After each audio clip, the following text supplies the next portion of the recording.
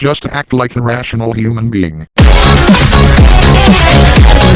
Well, that was the incredibly simplistic answer that I am probably sure everyone expected.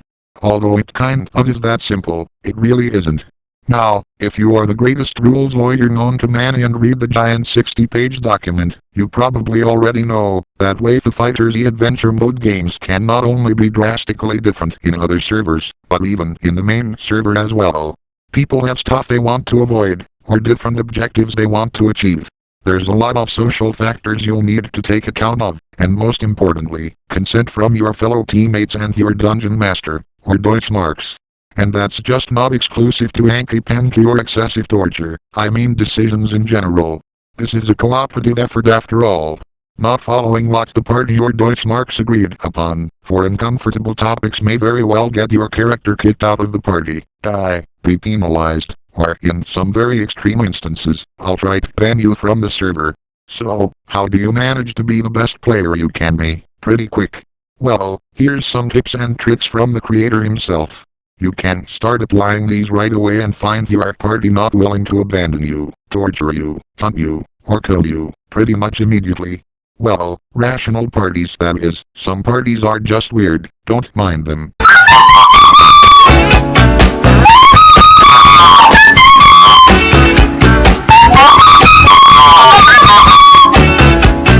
The first step in proper player etiquette is to, well, not knowingly join parties that heavily conflict with your character. See, your character is a do-gooder, super nice and friendly paladin who blesses everyone they come across, even if their god isn't the best. Naturally, it would not make any sense for them to join a power-hungry warlord and their band of cronies who have no qualms doing anything and everything for power.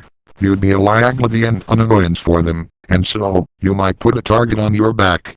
Not to say someone who secretly that archetype can't work well, as a double agent or a way to save innocent people. That is genius, by the way. Just don't outwardly declare tendencies like that to evil people. Will save you a lot of trouble down the road. Second, I think it's pretty obvious that you shouldn't seduce characters that other people have a romantic relationship with.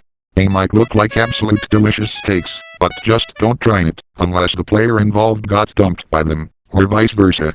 Could very well get you killed or worse, especially if you're the player's, or the character in question's, friend. Now this might be totally different if you're competing on who can swoon the adventure character and you communicated that, yes, this is something you both would agree on and know about, or if the character or player does not mind having multiple relationships at all. But, because we have to account for normal players not being massive pervs, just avoid that kind of stuff. Okay, so, a third thing you'd want to keep in mind is that you should probably be useful to your party.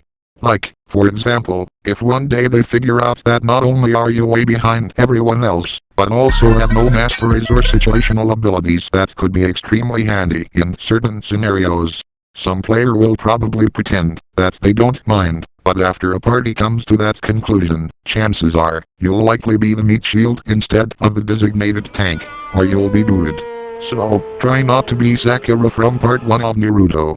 Find some niche you can fill to give your party that edge against an uncertain foe, whether it be money-making, getting an extremely useful crafting profession so the party won't have to pay in gold anymore, even just training and becoming the strongest or expressing interest in mentoring under your party members. There are a lot of ways, in Waifu FighterZ, to make your character stand out, and make sure to find the one that's the best for you.